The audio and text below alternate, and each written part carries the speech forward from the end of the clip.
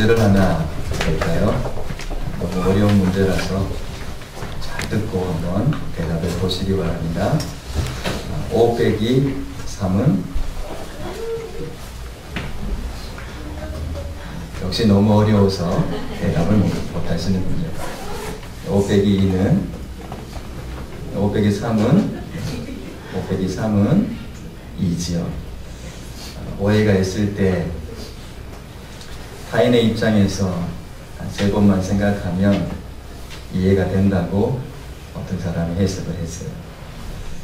누가 내게 욕을 하고 또 때로는 거치는 돌이 될 때 그 사람이 욕할 이유가 있겠지 하면서 그 사람의 입장에서 한 세 번 정도 생각하면 그 오해가 이해가 된다, 이렇게 이야기를 합니다. 그 이해가 되면 내 안에 일어났던 분노가 사라지고요. 더 좋은 것은 내가 편해져요. 자, 그럼 또 한 문제 더 내겠습니다. 2 더하기 2는? 4. 네, 너무 잘하셨어요. 네, 2 더하기 2는 4입니다.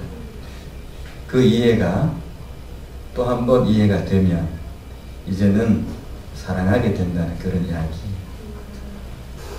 자, 마지막 한 문제만 더 내겠습니다. 오늘 이 문제를 마지막으로 설명 마치도록 하겠습니다.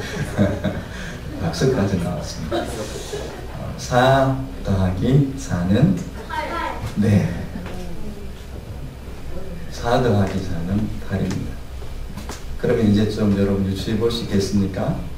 사랑하고 또 사랑하면 8은 뭘까요?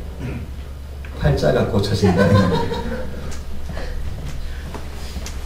사랑과 사랑이 더해지면 내가 사랑의 사람이 되기 시작하면 그 사람의 팔자가 지옥에서 천국으로 바뀌어지는 것 아니겠습니까? 사랑이라는 것이 우리 안에 다 주어져 있는데, 그리고 예수님의 제자로 또 아버지 하나님의 아들로 그 모든 DNA가 준비되어져 있는데 우리는 사랑하고 또 사랑하고, 그래서 이미 팔자가 펴진 사람인 줄 믿으시기 바랍니다. 어떤 분은 팔자가 구자가 되어서 조금 부담스럽기도 하겠습니다만 하나님께서는 우리를 그렇게 사랑의 사람으로 만드셨습니다. 사람들은 사랑을 받고 싶어 하고요, 또 사랑하며 살고 싶어 합니다. 그런데 그 사랑이 제한적이에요. 사랑을 해도 제한적으로 받고요, 사랑하는 삶을 살아도 제한적으로 합니다. 우리가 상식적으로 이해가 되고 납득이 되는 사랑이면 그런 사랑 하려고 합니다. 뭔가 내게 유익이 되고 뭔가 내게 이익이 있을 때는 그런 사랑은 더욱 하려고 애씁니다. 그런데 성령님께서 우리에게 하라고 하시는 사랑은 잘하지 않습니다. 왜냐하면 우리가 예수님을 믿는다고 하면서도 여전히 육신에 속해져 있기 때문에 그렇습니다. 그래서 육신에 속한 사람은 육신의 열매를 맺게 되어 있고요, 그렇지만 성령의 사람은 성령의 열매를 맺으면서 살아갈 수 있는 것입니다. 여러분 다 예수님 믿으시죠? 예수님 믿으면서도 왜 우리에게는 때로는 성령의 열매가 없을까요?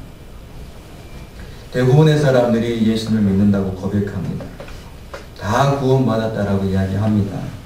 그런데 구원받은 그가 자신의 삶을 예수님께 맡겨드리지 않더라는 것입니다. 성령의 열매가 없는 이유가 바로 여기에 있습니다. 내 삶을 예수님께 맡기지 않습니다. 우리는 예수님으로부터 용서받고 또 예수님께서 이 땅에 오실 때 우리는 다 예수님의 신부가 되어서 영원한 천국으로 들어간다는 믿음을 갖고 있습니다. 그런 소망 가운데 열심히 살아갑니다. 그런데 예수님을 믿은 그 이후로부터 우리를 다시 부르시는 그 날까지 이 세상에 사는 날 동안에 하나님께서 원하시는 것이 있는데, 이 세상 살아갈 동안에 하나님의 말씀을, 성령을 맺어라, 성령의 열매를 맺으라고 하는 이 말씀을 맺지 않습니다. 이건 다시 이야기하면 우리가 살아가는 생애 동안에 하나님의 통제, 하나님의 인도하심, 성령님의 이끄심을 인정하지 않고 주님께 나를 허락하지 않기 때문에 그렇습니다. 갈라디아서 5장 19절에서 21절 말씀에는 많은 죄들이 열거되어 있는데 이 죄들을 보게 되면 예수님을 믿고 성도가 되었다라고 말하는 사람들 속에도 여전히 그것이 있습니다. 많은 성도들이 교회 생활에서 때로는 힘들어하는 이유가 있습니다. 그 사람 그리 안 맞다라는 것입니다. 그 사람 그럴 줄 몰랐다라는 것입니다. 왜 예수님을 믿으면서도 사람들 안에 그리스도인이라고 말하면서도 그런 열매들이 없고, 때로는 말씀드린 것처럼 이런 음행이나 더러운 것과 호색과 우상 숭배와 주술과 원수 맺는 것과 분쟁과 시기와 분냄과 당 짓는 것과 분열함과 이단과 투기와 술 취함과 방탕한 것들이 계속될 수밖에 없을 거예요. 우리의 삶 속에서도 이런 것들이 눈에 띄게 보여질 때가 있습니다. 구원받았다고 이야기합니다. 예수님 믿은 지 얼마나 됐다라고 나름대로 자부도 합니다. 그런데 성령의 인도를 받기보다는 내 육신의 욕심을 따라 살아가고 있기 때문에 성령의 열매가 없습니다. 만약 이런 육신의 열매를 맺고 있다 그러면 나는 성령의 지배를 받기 싫어하고 있다라는 증거가 되는 것입니다. 성령님의 인도를 내가 지금 거부하고 있기 때문에 나타나는 그런 증거라고 보면 틀림이 없을 것입니다.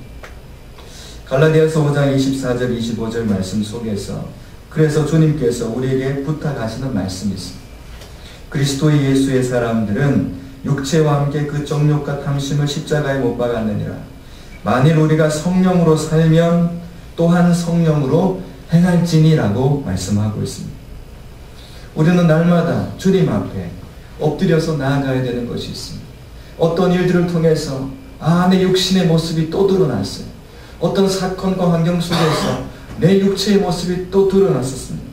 성령의 지배를 받지 않고 인도를 받지 않고 내 욕심과 내 감정대로 살고자 하는 그런 마음들이 있다라는 것입니다. 그런 게 보일 때 우리는 주님 앞에 주님, 아직도 내가 이것에 속아 육신의 열매를 맺고 있습니다.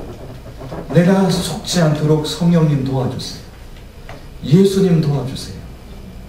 그래서 우리가 예배를 통해서 회복되는 것이 뭐냐 하면 이 세상의 열매를 맺고 죄악의 열매를 맺고 육신의 열매를 맺고 살던 삶에서 이 예배를 통해서 예배 가운데 계신 주님 만나서 성령의 인도받는 사람이 되고 육신으로 인해서 맺어진 그 모든 열매들을 잘라버리고 그것 때문에 고통했던 그 모든 것들을 성령님 또 예수님의 손으로 어루만지심을 받고 치료받고 회복되는 시간이 이 시간, 이 예배의 시간이 되는 것이죠. 그래서 다시 한번 주님의 능력과 힘을 얻어서 내가 내 속에서 나는 죽고 이제는 예수님과 함께 사는 삶이 되어야 되겠습니다. 이런 고백이 일어나면서 다시 용기를 얻는 것이 예배의 삶인 것이죠. 날마다 나를 포기하는 삶입니다. 여러분, 환경이 조금 어려워지면 내가 내 감정을 잘 포기하기가 쉽지 않습니다. 하나님의 인도보다는 내 그냥 성격대로 해버리고 싶을 때가 한두 번이 아닙니다. 그래서 우리는 날마다 죽노라라는 고백을 하는 것입니다. 날마다. 어떤 분들은 매일매일, 어떤 분은 1시간에 한 번씩, 어떤 분은 그것도 안 돼서 3초에 한 번씩. 그렇게라도 안 하면 내가 살아서 그냥 내가 나를 주장해서 또 죄의 열매를 맺기 때문에 그렇습니다. 성령의 인도를 매일 받는다는 것은 나 자신이 하나님 앞에서 날마다 나의 것들을 내려놓고 성령의 뜻을 받들어 살도록 나를 주님께 내어드리는 삶을 날마다 산다라는 것입니다. 누군가에게 불친절한 일을 당할 때가 있습니다. 그럴 때 대부분의 사람들은 맞받아칩니다. 그래? 그러면서 맞받아칩니다. 그러면 그 사람은 육신에 속한 사람입니다. 육신의 모습이 그거니까요. 하지만 누군가가 내게 불친절하게 다가오고 나를 좀 힘들게 할 때, 때로는 어려운 문제들을 만났을 때 그 순간에 하나님께서 이 사건을 통해서 내게 무엇을 말씀하시는가? 하나님께서 무엇을 이루어가길 원하시는가? 성령의 열매 이런 가운데서도 맺게 하시겠구나. 이런 마음을 갖고 그가 선택을 하고 자신을 맡겨드리면서 내 힘으로는 안 되니 성령님 인도해 주시면 제가 그 뜻을 따르겠습니다. 그 사람은 성령의 사람인 것입니다. 다른 사람이 내게 친절하냐 불친절하냐 그게 문제가 아닙니다. 이 문제는 나를 다스리고 있는 분이 하나님이신가 성령님이신가 아니면 여전히 나 자신인가 라는 것을 보여주는 것이에요. 누가 나를 다스리고 있느냐라는 문제인 것이죠. 만약 이런 경우에 내가 친절할 수 없고 내가 하나님의 뜻을 이룰 수 없는 그런 사람이 된다면 우리는 육신에 속한 사람이고 그리고 그런 사람이 내가 되어 있다는 것을 증명하고 있는 것입니다. 그래서 하나님께서 이런 문제를 주시고 그런 불친절한 것을 주셔서 감사합니다.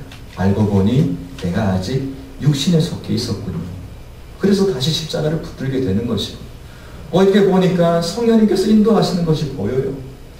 그런 불편한 일들 속에서도 사랑의 열매가 맺히고 희락의 열매가 있고 오래 참여의 열매가 있으면서 이런 성령의 열매가 계속 맺혀집니다. 나 같은 것을 이렇게 성령의 사람으로 만들어주셨고요. 하나님 너무 감사합니다. 어떻게 저를 이런 사람으로 만들어주십니까? 주님 감사합니다. 이렇게 되는 것입니다. 하나님께서는 우리를 사랑하시는 분이세요. 하나님은 사랑이시잖아요. 그런데 때로는 우리에게 어려움도 주시고 때로는 불편한 것들도 주십니다.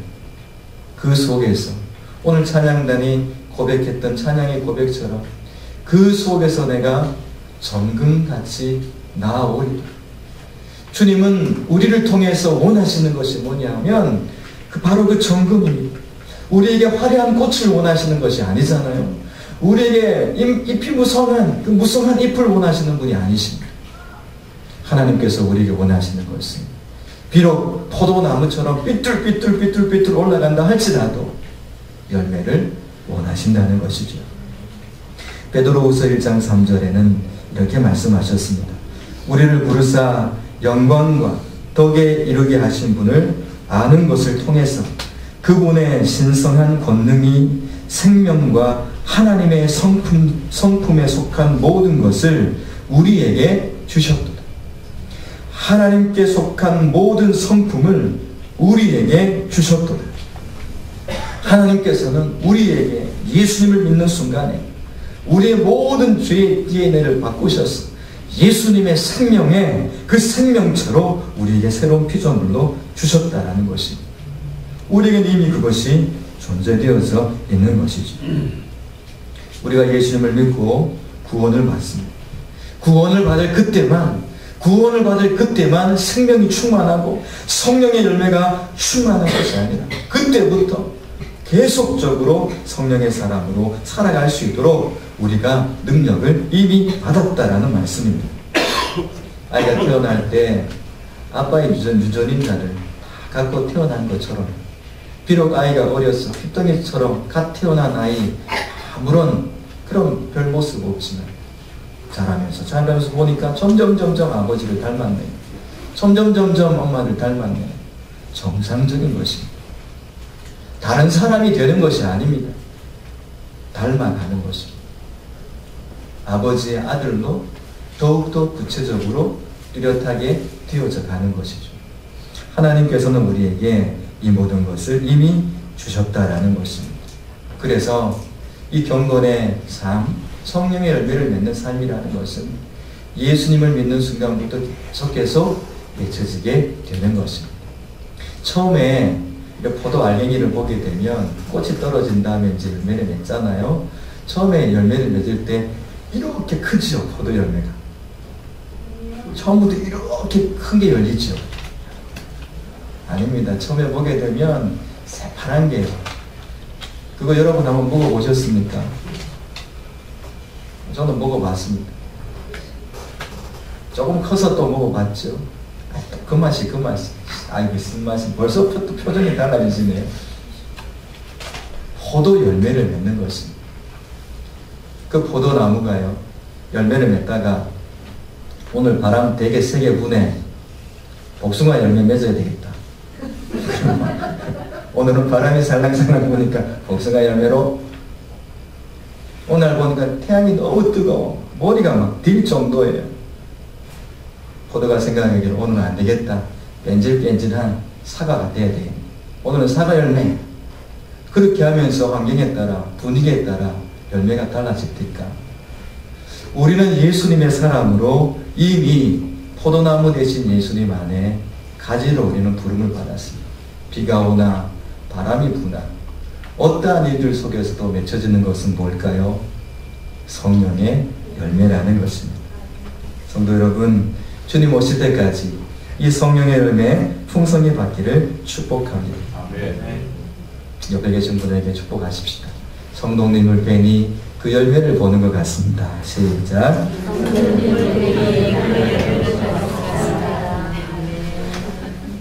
사람들이 인정하는 훌륭한 그리스도인들이라 할지라도 그의 속에 또 그의 삶에 이런 성령의 열매가 없다면 그는 육신에 속한 사람입니다.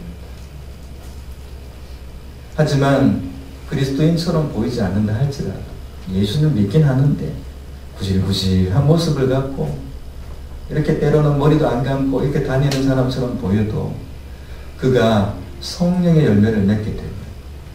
그는 하나님의 사람입니다. 그래서 주님은 절대로 사람을 외모로 판단하지 말고 나무가 크냐, 잎이 무성하냐, 꽃이 화려하냐 그런 것으로 그 사람 평가하지 말고 그가 맺는 열매를 보면 그의 나무를 알 수 있다라고 말씀하신 것입니다. 성도 여러분, 그래서 우리를 하나님의 사람으로 만드시면서 이 세상은 다 죄악의 열매를 맺잖아요.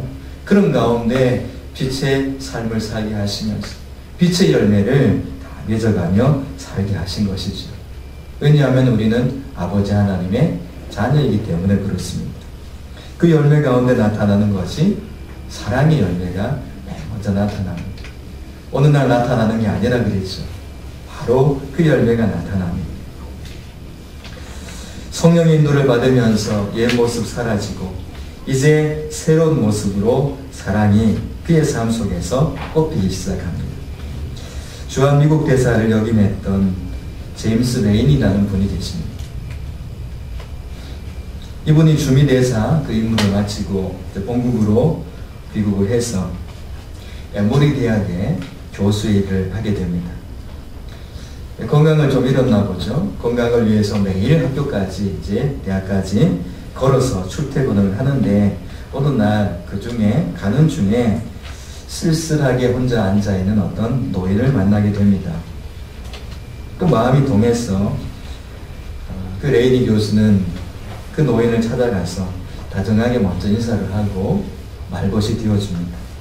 처음에 이 노인은 대수롭지 않게 뭐 이런 사람이 있는가 보다 하고 넘어갔고 또 레이니 교수도 이제 이런 분이 계시는구나 하고 인사하거나 또 갔습니다. 그런데 이분이 갈 때마다 그 노인이 그곳에 앉아 있는 것입니다. 그래서 그때마다 이 레이니 교수는 그 어른을 만나서 이런저런 이야기도 하고 댁이 어디세요? 그래서 찾아가서 휴일날 잔디도 깎아주고 커피도 같이 이렇게 먹으면서 여러 가지 시간들을 보내게 됩니다. 한 2년 정도 시간을 보내게 되는데 어느 날 출근을 하는데 그 어른이 없는 것입니다. 그래서 걱정이 되어서 그 어른 집에 방문을 해보니까 돌아가신 것입니다. 그래갖고 이 교수님이 이제 그 장례식장을 찾아간 거죠. 조문을 하는데 그 노인의 친지 중에 한 사람이 뭘 가져왔어요. 가져왔는데 유언장을 가져온 것입니다. 회장님께서 당신에게 유언을 남기셨습니다. 정말 보니까 그분이 그 노인이 코카콜라 회사의 회장이었어요. 그 코카콜라 회사의 회장이었는데 유언 내용을 봤더니 이렇게 쓰여져 있었습니다. 2년여 동안 내 집 앞을 지나가면서 나의 말벗이 되어주고 우리 집 뜰의 잔디도 함께 깎아주고 커피도 나누어 마셨던 나의 친구 레인이 고마웠어요. 나는 당신에게 25억 달러와 함께 코카콜라 주식의 5%를 유산으로 드립니다. 좀 논란이라도 하세요. 우리는 뭐 코카콜라 회사의 지분 5% 정도에만 눈도 하나 깜짝 안 하죠. 왜냐하면 우리 교회에 하나님께 주실 경제적인 은혜가 이거보다 더 클 줄 믿습니다. 아멘 하신 분들만 잘 될 줄. 아니 그런 게 안 되지요. 목사 마음이 그러면 안 돼요. 그걸 유산으로 남긴 것입니다. 너무나 뜻밖이었죠. 여러분 이런 일 당하면 뜻밖일 것 아니겠습니까? 그냥 잠시 그분을 만나서 그런 정도밖에 해드린 것이 없는데 그게 너무 고마웠던 것이죠. 사랑이 필요한 사람들에게 이런 작은 사랑은 정말 유산도 물려줄 만큼의 그런 큰 힘이 되었다는 것 아니겠어요? 너무 뜻밖이어서 이 레이니 교수가 이런 이야기를 합니다. 내가 놀란 이유, 전 세계적인 부자가 그렇게 검소하게 살았다는 것. 자신이 코카콜라 회장이었음에도 자신의 신분을 밝히지 않는 것. 그리고 아무런 연고도 없는 사람에게 잠시 친절을 베풀었다는 이유로 이렇게 큰 유산을 남겨준 것. 그것 때문에 그는 놀랐다고 합니다. 자, 이 레이니 교수는 어떻게 했을까요? 천문학적인 돈이 들어온 것 아니겠습니까? 근데 이분은 그 모든 것들을 에모리 대학의 발전기금으로 또 이렇게 내놓게 됩니다. 그 어른이 베푼 그 아름다운 사랑의 마음을 내가 그냥 간직하면 안 되지. 내가 공로가 있어서 받은 사랑이 아니니까 그 사랑 우리 대학에 넘겨야 되겠다. 그렇게 해서 대학에 기부를 했다고 하죠. 성도 여러분, 사랑은 항상 높은 차원에 있습니다. 사랑은 높은 차원입니다. 믿음, 소망, 사랑 중에 제일은 사랑이라고 그랬습니다. 사랑은 높은 곳에 있습니다. 그래서 사랑은 항상 흘러내리는 것입니다. 주님의 사랑은 하늘 보좌에서 이 땅으로 흘러내리셨습니다. 심지어 화목 제물의 모습으로 십자가로까지 흘러내리셨고요. 그런 사랑이 오늘 우리에게 부어져 있다는 것입니다. 내 육신의 소욕을 제거하게 되면, 내 삶을 성령님께 의탁하고 부탁하면 이런 멋진 열매의 통로가 된다는 것이죠. 이 사랑의 모습은 용서의 모습으로도 나타나게 됩니다. 베드로가 한 번은 예수님, 형제 몇 번 용서하면 됩니까? 7번 용서하면 될까요? 그런 이야기 한번 했죠. 그때 예수님께서 아니 70번에 7번까지라도 용서해야 돼 라고 말씀하시면서 그 용서에 대한 말씀을 하시는 것과 함께 연결해서 하신 말씀이 뭐냐 하면 그러므로 천국은 그 종들과 결산하려던 어떤 인문과 같으니, 이렇게 하면서 용서에 대해서 질문하는 베드로의 그 질문의 대답을 70번에 7번 용서해야 돼 라고 하시면서 그 용서를 어디로까지 끌고 가시느냐 하면 천국으로까지 연결해 가고 계십니다. 결국 그 임금이 결산한다는 것은, 종들을 결산한다는 것은 사랑으로 용서한 그 용서를 결산한다는 그런 이야기였습니다. 1만 달란트 빚진 사람이 있었죠. 주인이 다 용서해 주었습니다. 우리는 구원받았다는 것은 이미, 우리가 구원받아서 하나님의 자녀가 되었다는 것은 이미 다 용서받았다는 것입니다. 여러분의 죄 중에 과거에 그 끔찍한 죄 하나 끄집어내 볼까요? 그러면 그 죄 딱 끄집어내서 여기서 제가 이야기한다 그러면 이 앞에 서서 당당하게 예배 드릴 만한 분들이 몇 분이나 될까요? 저도 자신 없습니다. 최근 몇 년 사이에 있었던 일들 가운데 그 죄를 하나 끄집어서 누군가 그 죄를 당신이 그랬어요 하고 이야기한다면 이 앞에 서서 감히 얼굴 들고 하나님을 예배할 분들이 몇 분이나 될까요? 그런데 우리는 그런 모든 죄를 다 예수님의 피로 용서받은 사람들입니다. 그런데 그 용서받은 내가 100데나리온 빚진 형제를 만나면 그 사람 역살 잡고 내놔라 이렇게 된 것입니다. 천국은 멱살 잡고 내놔라는 것이 아니라는 것을 보여주는 거죠. 그러면서 그 사람한테 안 갚는다라고 하지도 않고 조금만 기다려달라라고 이야기를 했을 때 1만 달란트 탕감받은 사람이 그냥 멱살 잡은 채로 감옥에 넣어버린 것이죠. 이 소식이 1만 달란트 탕감해준 그 사람에게, 그 주인에게 들려옵니다. 주인이 굉장히 마음이 불편했을 것 같아요. 어떻게 그럴 수 있지? 어떻게 그럴 수 있지? 내가 그 사람한테 해준 게 얼만데 천문학적인 것을 탕감해줬는데 어떻게 그 정도 용서를 못 해주나? 그럼 그 사람 다시 불렀잖아요. 그 사람 다시 불러서 네가 그렇게 한다면 나도 그렇게 할게. 이렇게 하면서 그 멱살 잡았던 그 사람 감옥에 똑같이 넣었어요. 그러면서 예수님께서 하시는 말씀이 뭐냐 하면 마음을 다했습니다. 마음을 다했어.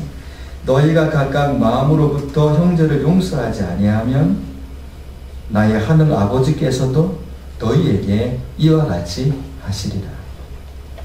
사랑은 분명히 흘러가게 되어 있습니다. 용서로 흘러가게 되어 있고요. 관심과 친절로 흘러가게 되어 있습니다. 그렇게 하지 않는다면 나도 용서 취소야 이 말씀입니다. 성도 여러분, 우리가 용서받는 용서의 완성이라는 것, 천국의 완성이라는 것은 용서받은 자로 용서하며 사는 것입니다. 여기에 부딪힘이 옵니다. 나는 안 되던데. 근데 여러분, 나는 원래부터 안 됐지 않습니까? 처음에 완벽하게 창조되었다라고 말하는 하나님의 형상으로 만들어졌던 아담과 하와도 유혹이 들어오니까 안 되더란 말이죠. 우리는 유혹에 곧장 넘어질 수밖에 없는 약한 사람들입니다. 하지만 하나님께서 그 유혹에 넘어가서 죄 짓고 살아갔던 그 아담을 어떻게 했습니까? 짐승의 가죽을 가지고 옷을 입혀주지 않습니까? 아담이 입었던 옷이 그 나뭇잎을 가지고 옷을 입었는데 그거 갖고는 안 된다. 그거 갖고는 안 된다. 그러시면서 만들어준 옷이 가죽 옷이라는 것입니다. 우리는 우리의 힘으로 만들어 옷을 입어요. 그 옷이 나뭇잎 옷. 내 힘으로 아무리 좋은 걸 해봐도요. 나뭇잎 옷밖에 안 돼. 한 3, 4일 지나면 다 말라져 버려서 부끄러운 거 다 드러난다는 것입니다. 성도 여러분, 하나님의 사랑은 오늘도 우리에게 임하고 있는 것을 믿으시기 바랍니다. 우리 힘으로 절대 사랑할 수 없습니다. 그러면 성령의 열매라고 말씀하지 아니하시고 사랑은 너희의 노력의 열매야, 애씀의 열매야라고 말씀하셨을 것입니다. 하지만 주님께서 그 열매는 성령님께서만 맺을 수 있는 열매다라고 말씀하셨습니다. 그래서 내 육신의 모습을 보일 때마다 주님 여전히 안 되는 저군요. 마땅합니다. 이 모습 올려드립니다. 부탁드립니다. 주님 다시 한번 빚어주셔서 성령님께서 뜻대로 저를 사용하여 주시옵소서. 성령님 뜻대로 사용해 주시옵소서. 그렇게 나를 맡겨드릴 때 이게 우리가 할 수 있는 것입니다. 그래서 주님 앞에 때로는 세리처럼 엎드려서 주여 나를 불쌍히 여겨 주시옵소서. 겸손과 교만의 차이가 하나님의 은혜를 받느냐 은혜를 받지 못하느냐의 차이인데, 교만은 이런 것입니다. 하나님의 사랑이 우리 안에 들어올 때 이렇게 엎어놓고 있으면 여기 아무것도 담을 수가 없잖아요. 우리 재경이 형제 그렇지 않습니까? 그렇죠. 아무것도 못 담잖아요. 근데 자, 우리의 마음의 태도를 주님 저는 안 돼요. 하지만 주님 주셔요. 하고 그릇을 이렇게 펼쳐놓습니다. 제 힘으로는 아무것도 담을 수 없습니다. 하나님. 그러나 하나님께서 도와주시면 돼요. 하고 그릇만 바꾸면 돼요. 태도만 바꾸면 되는 것입니다. 내가 아니라 내 힘이 아니라 이제는 하나님께서 해주세요 하고 엎드리는 것입니다. 여러분 1월달부터 지금까지 성령의 열매에 대해서 제가 한 8번 정도는 설교를 한 것 같습니다. 여러분 들으니까 열매가 맺히던가요? 깨달아질 수는 있습니다.